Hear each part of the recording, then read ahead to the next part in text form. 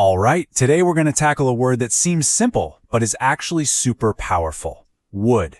Seriously, this one word unlocks entire worlds of possibility.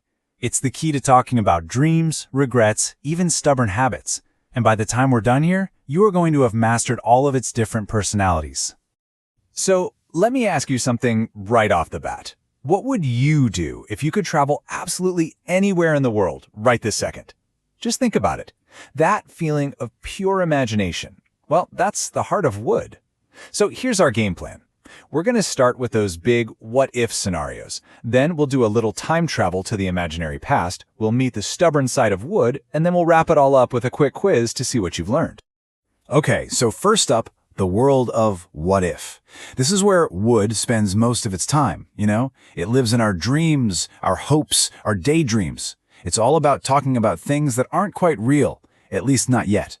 The easiest way to think about it is like this. Would is your personal key to a different reality. It's the word you use to describe what you imagine you would do, or what you imagined would happen in a situation that isn't true right now. It's really that simple. And you know what? You use this all the time, probably without even thinking about it.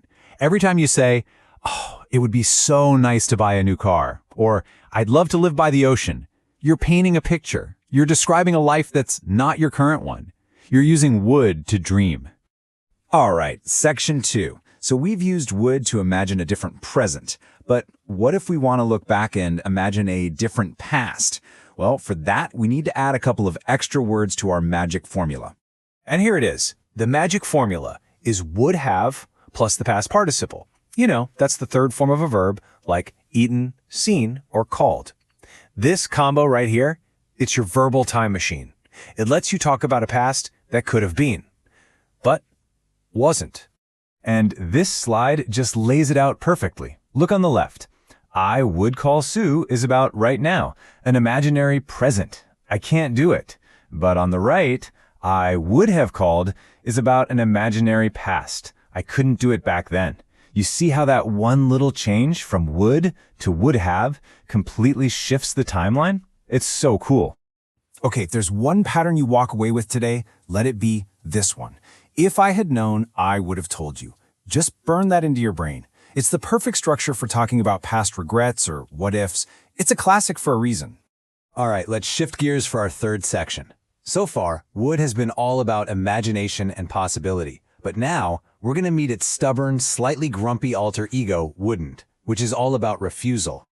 Yeah, specifically, when you use wouldn't to talk about something in the past, it means that someone, or even something, was basically refusing to cooperate.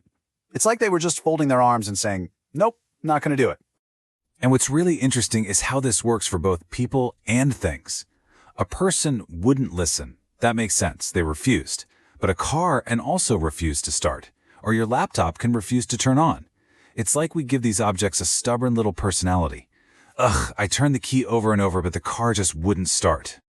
Okay, we are on the home stretch, our fourth and final section before the quiz. Let's add the last two essential pieces to your would toolkit, talking about past habits and reporting what someone else said. First, let's talk about habits. Would is a beautiful alternative to used to, especially when you're telling a story. The key here is you gotta set the scene first.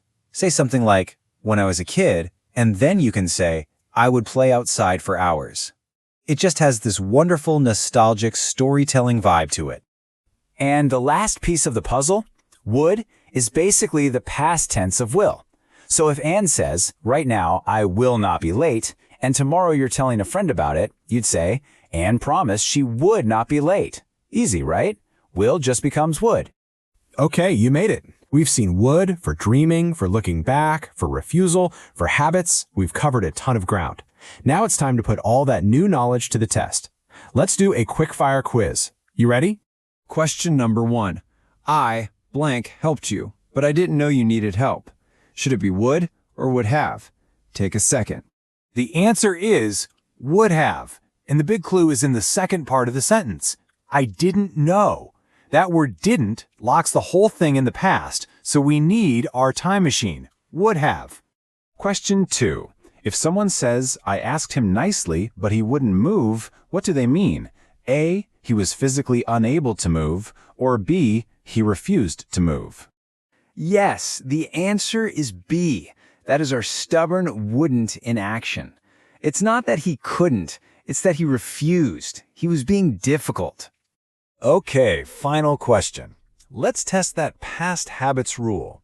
How would you rewrite this sentence, but using would instead of used to? Exactly. When I was a kid, I would play outside every day. It works perfectly and has that same great nostalgic feeling. Fantastic job. And just like that, you've done it. You've unlocked the main secrets of would. From imagining other realities and rewriting the past, to describing stubborn cars and talking about childhood memories, you now hold the keys to this incredibly useful word. So, my final challenge to you is this. I want you to think about it. What's one thing you would do if you had more time right now, and what's one thing you would have done differently last year? Answering that for yourself is the absolute best practice there is. Thanks so much for joining me.